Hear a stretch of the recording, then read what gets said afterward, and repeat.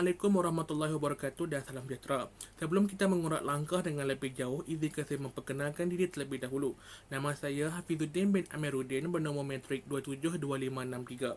Hari ini saya akan mengupas sedikit sebanyak hal-hal yang berkaitan penjenamaan semula status negeri Sabah dan Sarawak kepada wilayah Sabah dan wilayah Sarawak. Seperti mana yang kita sedia maklum, Malaysia adalah sebuah negara persekutuan yang dibentuk daripada beberapa wilayah yang berasingan sebelum terwujudnya negara ini. Menurut sejarah yang terlakar, Persekutuan Malaysia terbentuk apabila Persekutuan Tanah Melayu bergabung bersama wilayah-wilayah Borneo Utara iaitu Sabah, Sarawak dan Singapura.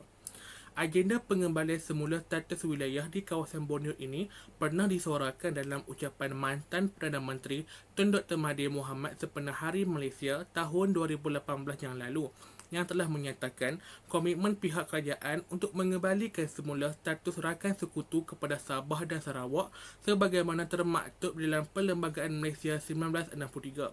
Selaras dengan prinsip dan semangat yang terkandung di dalam Perjanjian 1963 atau Malaysia Agreement 1973 atau lebih dikenali sebagai MA 63. Jika diperhatikan di dalam Perkara 1 Klausa 2 yang asal pada tahun 1963 ini, didapati bahawa terdapat satu pengkelasan yang jelas mengenai wilayah-wilayah yang membentuk Persekutuan Malaysia iaitu negeri-negeri Tanah Melayu, negeri-negeri Borneo iaitu Sabah dan Sarawak serta negeri Singapura.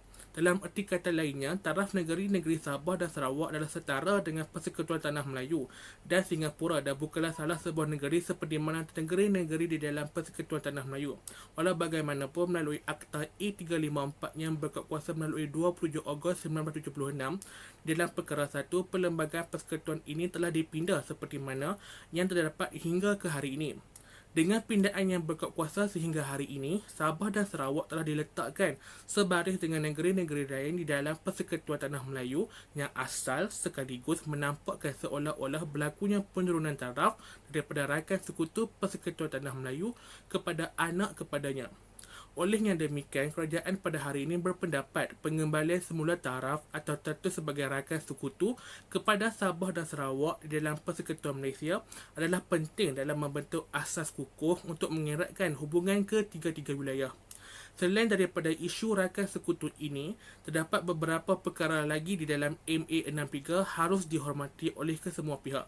Dia dapat dinafikan di sebalik semangat federalisme yang membentuk Malaysia, hak-hak dan kuasa autonomi yang diperuntukkan khas kepada wilayah Sabah dan Sarawak hendaklah sentiasa dipelihara, malah ditambah baik selaras dengan perkara-perkara yang telah dipersetujui semasa pembentukan Malaysia satu ketika dahulu. Sebelum Sabah dan Sarawak membuat penggabungan bersama negeri-negeri Tanah Melayu, sebuah memorandum telah dikemukakan kepada pihak kerajaan Persekutuan Tanah Melayu. Memorandum 20 perkara adalah merupakan satu memorandum yang dikemukakan oleh Borneo Utara kepada jawatan kuasa antara kerajaan yang telah ditubuhkan pada bulan Ogos 1962. Jawatan kuasa ini telah ditubuhkan hasil daripada cadangan Suruhanjaya Kobol dan fungsi utamanya adalah untuk menjamin hak dan kepentingan rakyat Sabah dan Sarawak agar tidak tergugat apabila menyertai Malaysia.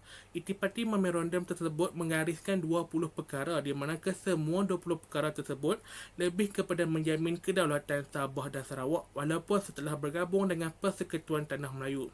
Akhirnya, Sabah dan Sarawak disatukan dengan negeri-negeri Tanah Melayu di bahagian semenanjung melalui Perjanjian Malaysia 1963. Namun demikian, pada 8 April 2021, akhirnya Sabah dan Sarawak telah dimasukkan status sebagai sebuah negeri dan diiktiraf sebagai wilayah Sabah dan wilayah Sarawak secara rasmi. Begitulah serba sedikit kronologi bagaimana Sabah dan Sarawak akhirnya diiktiraf sebagai sebuah wilayah. Terima kasih.